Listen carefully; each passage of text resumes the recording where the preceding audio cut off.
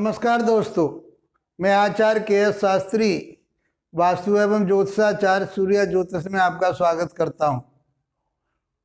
मित्रों, बहुत आसान तरीके से हमारी सप्तम भाव की चर्चा चल रही है और अहम भाव कहा गया है, जीवन की धुरी कहा गया है, पति पत्नी का भाव है।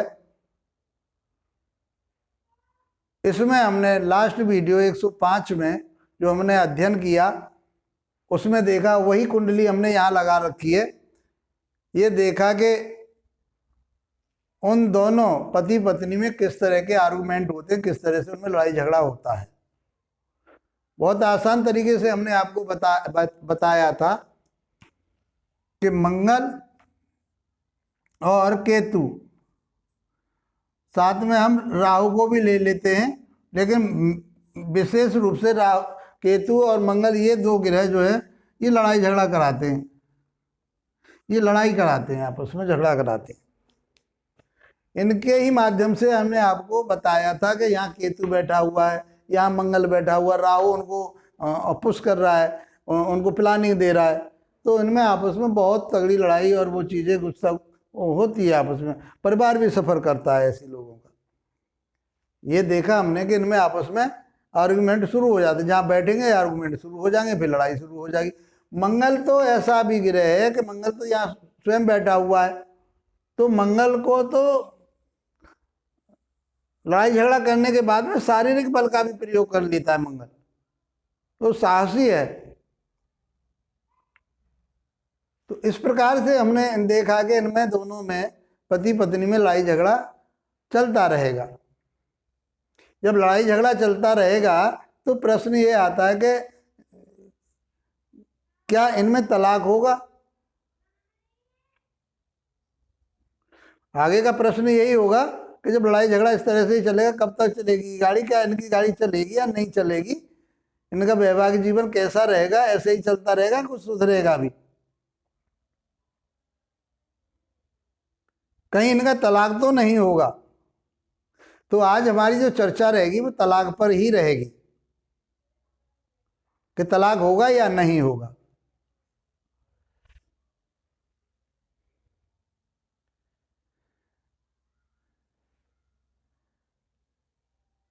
तो तलाक के लिए जो हम देखते हैं, लड़ाई झगड़े वाले ग्रह तो हमने देख लिए, कल बताया था हमने लास्ट वीडियो में आपको।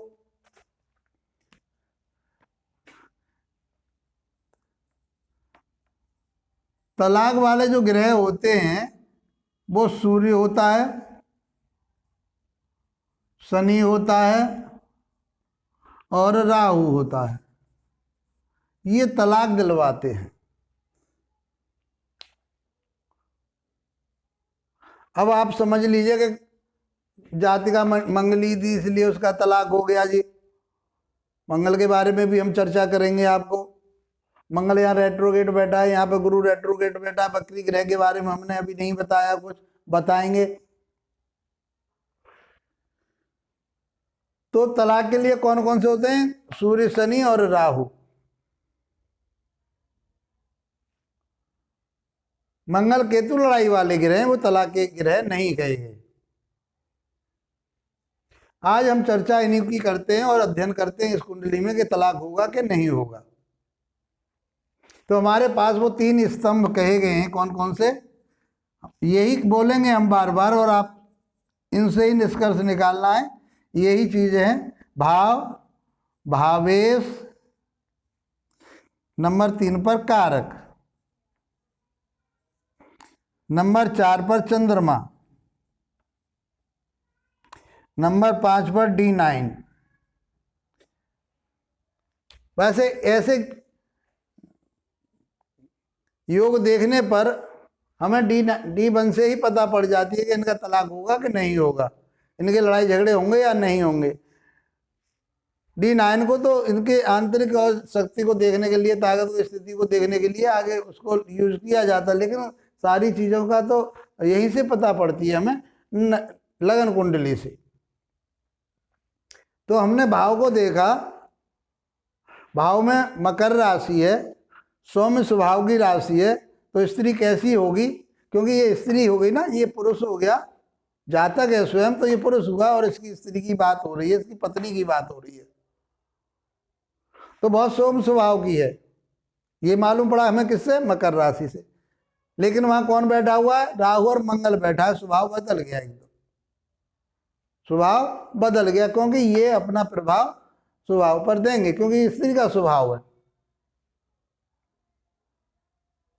हम यहां से देखेंगे, एक बार पहले हम चंद्रमा की स्थिति को देख लेते हैं। चंद्रमा की स्थिति, लगन की स्थिति को देख लेते हैं। तो सबसे पहले किसी भी कुंडली में लगन को जरूर देखना चाहिए हमें। तो लगन में कौन सी राशि बैठी हुई है? कर्क राशि बैठी हुई है। ये भी सोम स्वभाव की राशि है,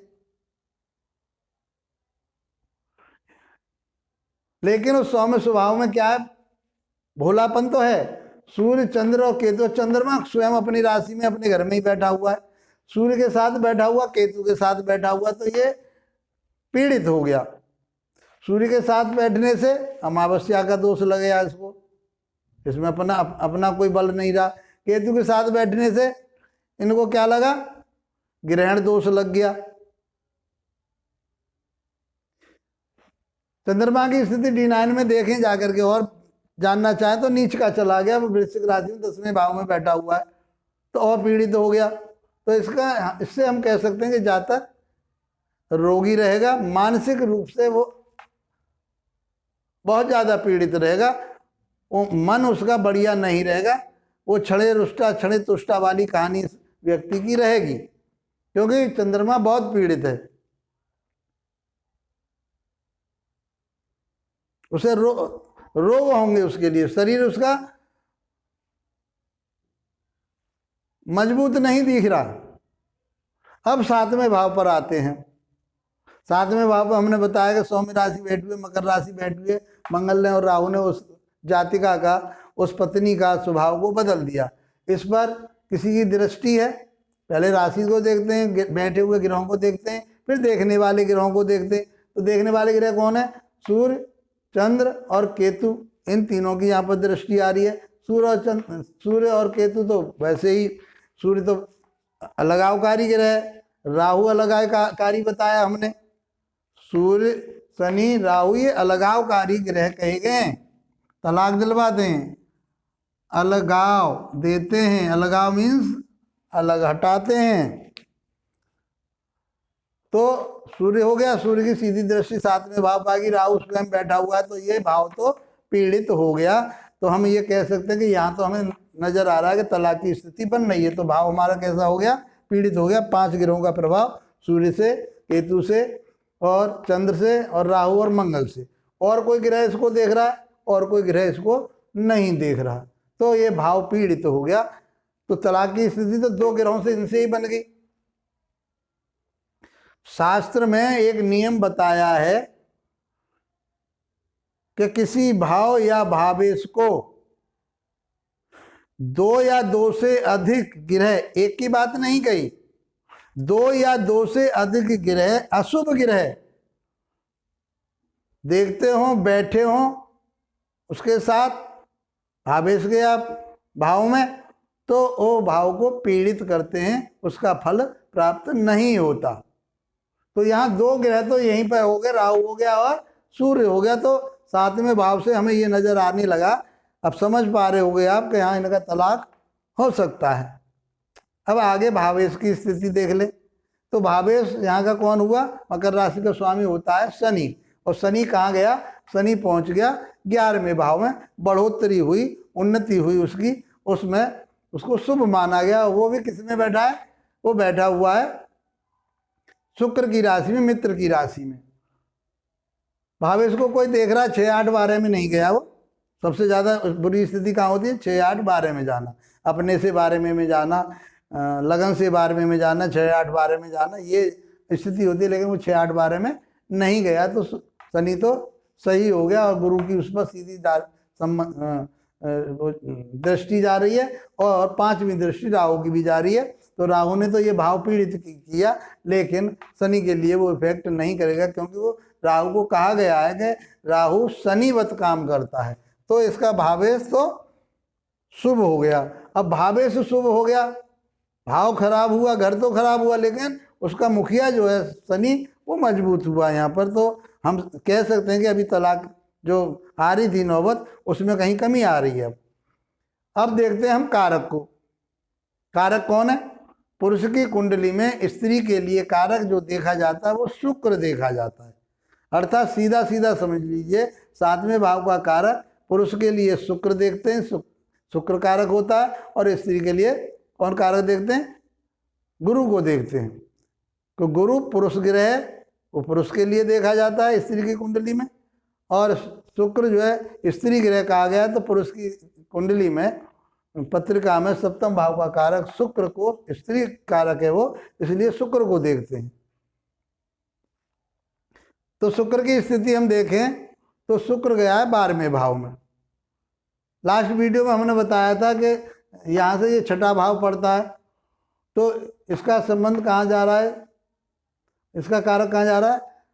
12वें भाव में जा रहा है। तो लड़ाई झगड़े की तो वो बात हमने कल आपको बताया, केवल प्रश्न हमारा कल लड़ाई झगड़े का था, सॉरी उसका लास्ट वीडियो में किसका था, वो लड़ाई झगड़े का था। आज तलाक की बात हो रही है। तो शुक्र भी अच्छा हो गया, क्योंकि 12वें घर में गया। क्यों अच्छा हो गया?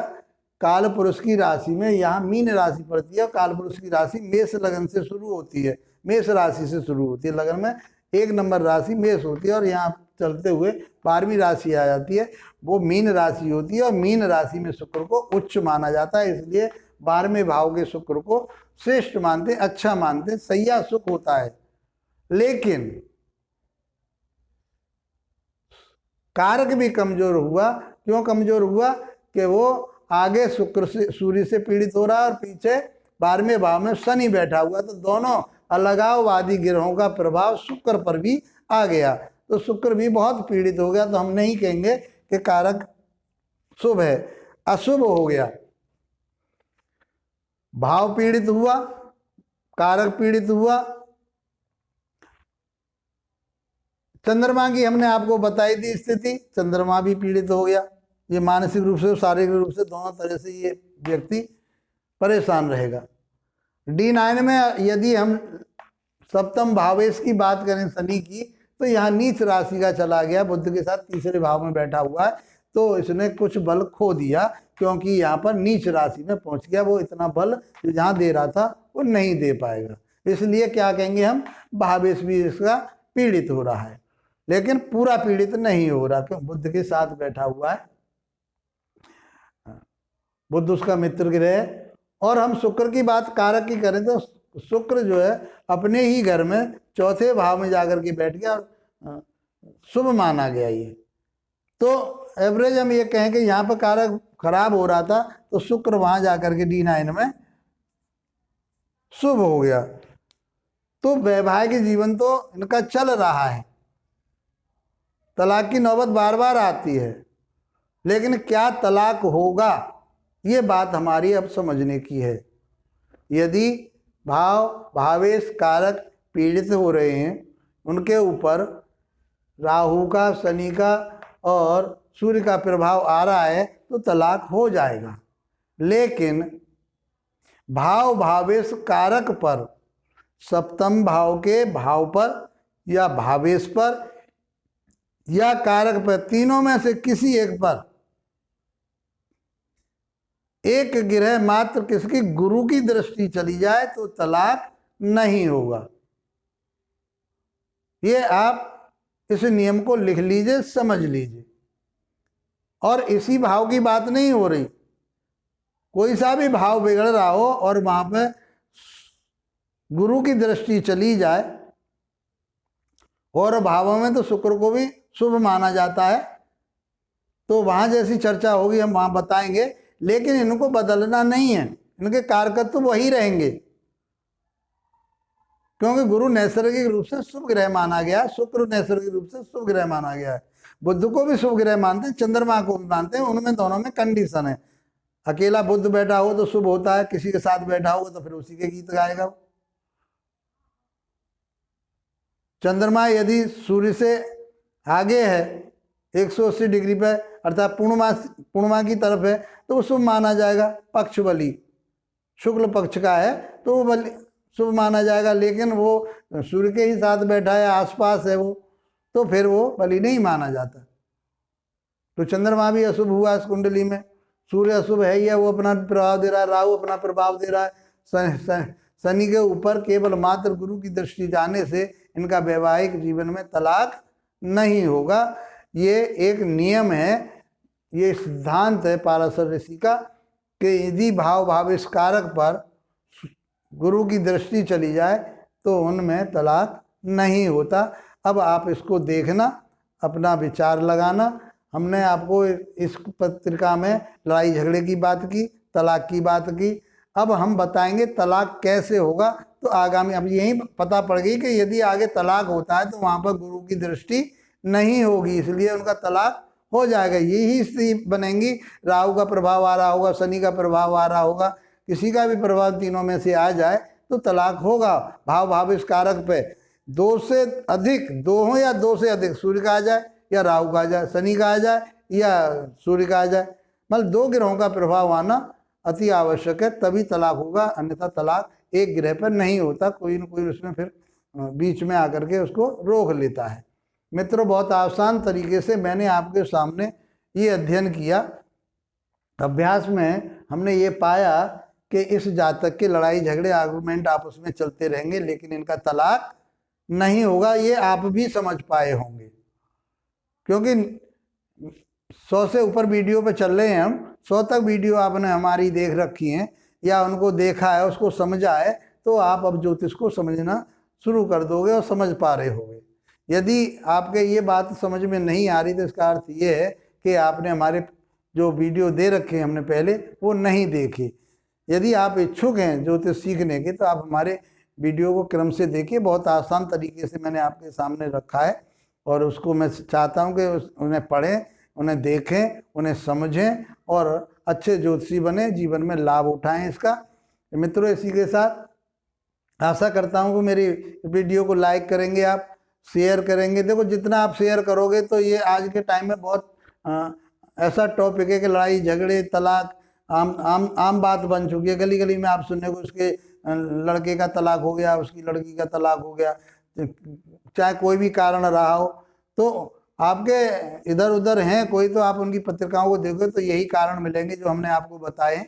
ये पाराशर ऋषि का सिद्धांत है। ये सिद्धांत बहुत सटीक और प्रभावशाली सिद्धांत हैं, इनको झुटलाया नहीं जा सकता।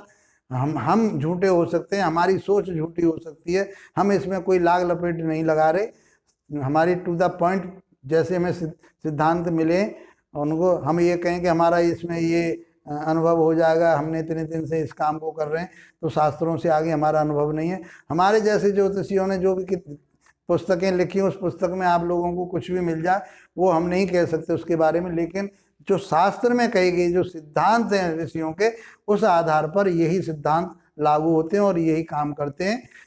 मित्रों, आशा करता हूँ कि आप इसको समझ पाए होंगे। इसके साथ आप लोगों का धन्यवाद, नमस्कार।